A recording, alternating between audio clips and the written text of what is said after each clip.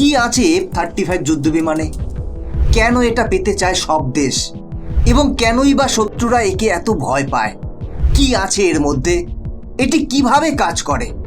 বন্ধুরা, সমস্ত বিষয়টা নিয়ে বিস্তারিত আলোচনা করব আজকের ভিডিওতে, তাই ভিডিওটা অবশ্যই শেষ পর্যন্ত দেখুন, কারণ F-35 নিয়ে আপনাদের মনের সকল প্রশ্নের উত্তর এই ভিডিওতে পেয়ে যাবেন। এবং ভিডিওর শেষে আপনাদের এমন একটি খবর দেব, যেই খবরটা শুনে পাকিস্তান এবং চীনের রাতের ঘুম উড়ে গেছে।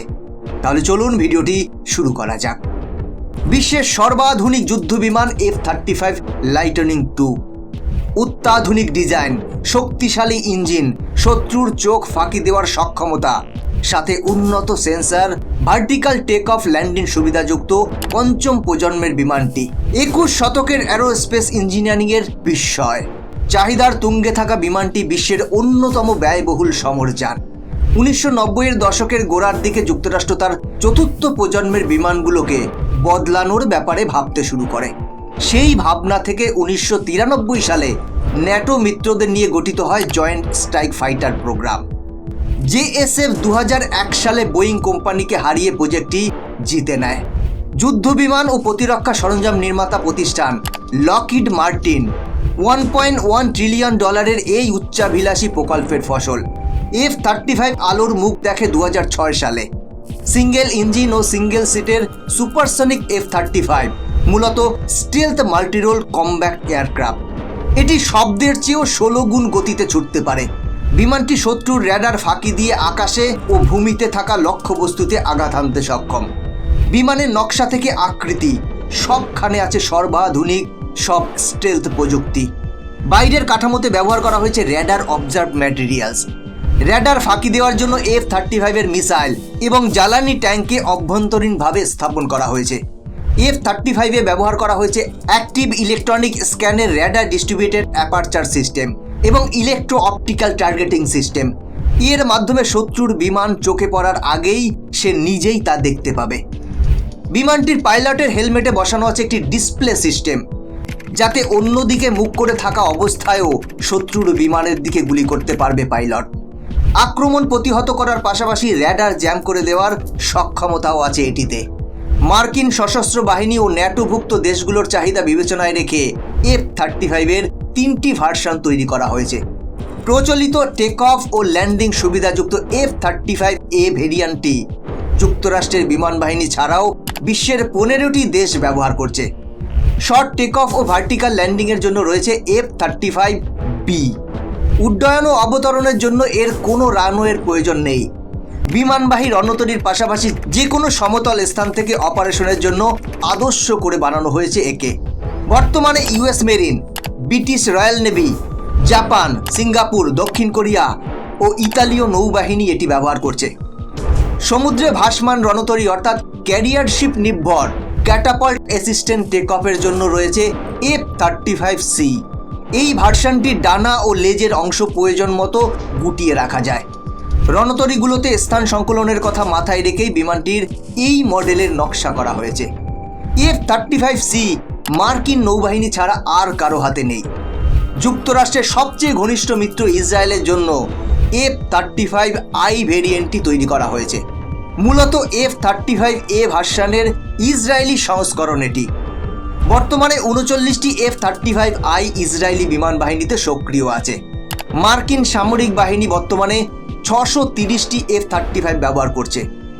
এখনও পর্যন্ত 1000-এর অধিক F-35 তৈরি করেছে লকহিড মার্টিন। দেশের চাহিদা মিটিয়ে এগুলো বিক্রি করা হয়েছে মিত্র দেশগুলোর কাছে। F-35 গড় আয়ুকাল 66 বছর। ইউনিট প্রতি খরচ হয় প্রায় $100 থেকে $130 মিলিয়ন। এই যুদ্ধ বিমানটির প্রতি ঘন্টায় ফ্লাইট খরচ হয় প্রায় $40,000। অত্যন্ত খরচ হলেও স্টেলথ টেকনোলজির জন্য F-35 যুদ্ধ বিমানটির চাহিদা রয়েছে গোটা বিশ্বে।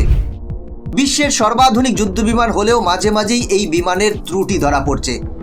বারবার দুর্ঘটনায় পড়ায় এর নির্ভরযোগ্যতা ও মান নিয়েও প্রশ্ন উঠে আসে।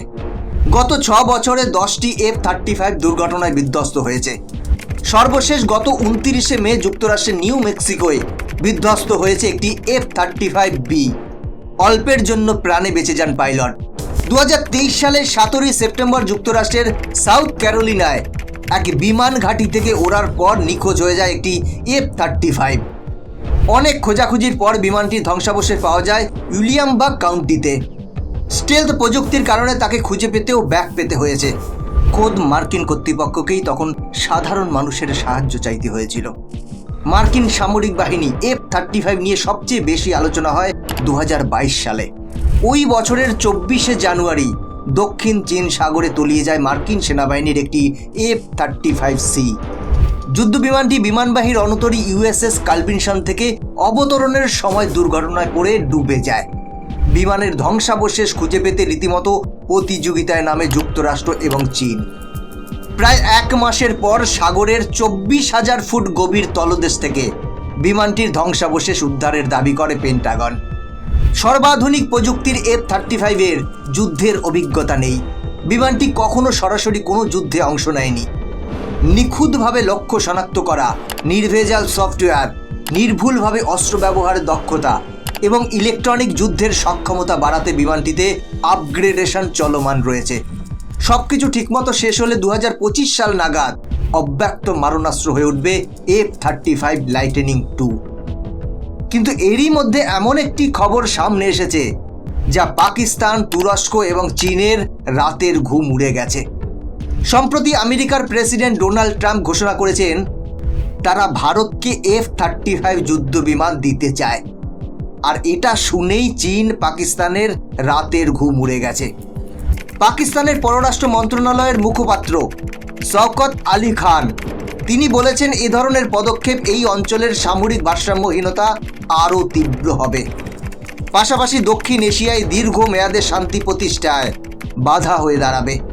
তাই ভারতকে কোনোভাবেই F-35 দেওয়া উচিত নয়। এবং তারা আরও একটি বিষয় উল্লেখ করেছে, আমেরিকার ঘোষিত নীতি অনুযায়ী যাদের কাছে রাশিয়ার S-400 প্রতিরক্ষা ব্যবস্থা আছে তাদের কাছে কখনোই F-35 দেয়া হবে না। কিন্তু ভারতের ক্ষেত্রে এই নিয়মটা প্রযোজ্য নয়। এটাই চিন্তার বিষয় হয়ে দাঁড়িয়েছে পাকিস্তান এবং চীনের। কারণ তুরস্কের কাছে রাশিয়ার S-400 মিসাইল প্রযুক্তি থাকার ফলে আমেরিকা তুরস্ককে F-35 দেয়নি। ফলে সেই বিষয়টা উল্লেখ করে পাকিস্তান সরাসরি ভারতের বিরুদ্ধে আক্রমণে নেমেছে। ফলে পাকিস্তান সরাসরি আমেরিকার কাছে আবেদন করছে যাতে ভারতকে F-35 দেওয়া না হয়। বন্ধুরা, এই বিষয়ে আপনার কি মতামত? আপনারাও কি তাই মনে করেন? ভারতের কাছে পৃথিবীর সবথেকে শক্তিশালী যুদ্ধ বিমান F-35 থাকা উচিত কি উচিত নয়? কমেন্ট করে জানান। বন্ধুরা, আজকের ভিডিও এখানেই শেষ করছি। এরকমই ইনফরমেটিভ ভিডিও দেখার জন্য চ্যানেলটিকে সাবস্ক্রাইব করে বেল আইকনটি প্রেস করে রাখুন। দেখা হচ্ছে পরবর্তী ভিডিওতে। জয় হিন্দ।